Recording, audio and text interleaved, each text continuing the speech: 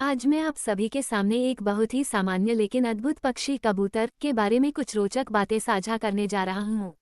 कबूतर एक ऐसा पक्षी है जिसे हम लगभग हर जगह देख सकते हैं, चाहे वो शहर की भीड़भाड़ हो या गांव का सुकून।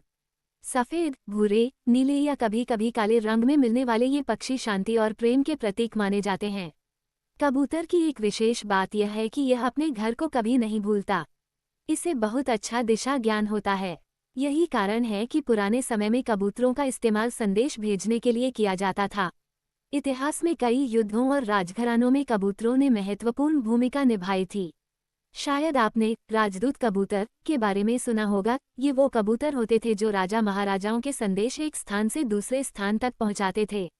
इनका प्रशिक्षण भी विशेष तरीके से किया जाता था।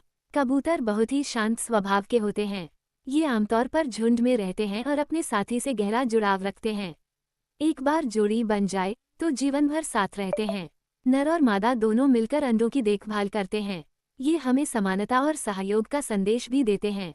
इनका भोजन बहुत ही साधारण होता है, जैसे दाने, चावल, बाजरा आदि।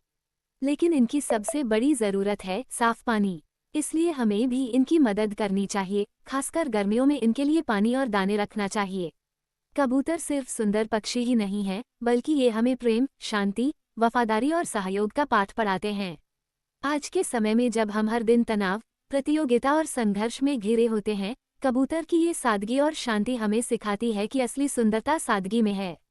अंत में मैं यही कहना चाहूंगा कि हमें प्रकृति के इन सुंदर उपहारों की रक्षा करनी चाहिए और उनके साथ सह अस्तित्व की भावना से रहना चाहिए। कबूतर एक शांत और सुंदर पक्षी है। इसका वैज्ञानिक नाम है कलम्बर लिविया। ये पक्षी पूरी दुनिया में पाया जाता है और इसकी करीब 300 से ज्यादा प्रजातियां होती हैं। भारत में सबसे ज्यादा दिखने वाला कबूतर है। ये अकेले नहीं रहते, बल्कि झुंड में उड़ना पसंद करते हैं। कबूतर अपने जीवनसाथी के प्रति बहुत वफादार होते हैं। एक बार जो जोड़ी बन जाए तो जीवन भर साथ निभाते हैं। नर और मादा दोनों मिलकर अंडों की देखभाल करते हैं। इनका घोंसला बहुत साधारण होता है, जो ये सूखी टहनियों और पत्तियों से बनाते हैं। अक्सर ये इमारतों की खिड़की, पुरानी इमारतों के कोनों या मंदिरों की छत पर अपने घर बनाते हैं। कबूतर के पंखों की गति बहुत तेज होती है। ये एक घंटे में 80 किलोमीटर तक की रफ्तार से उड़ सकता है।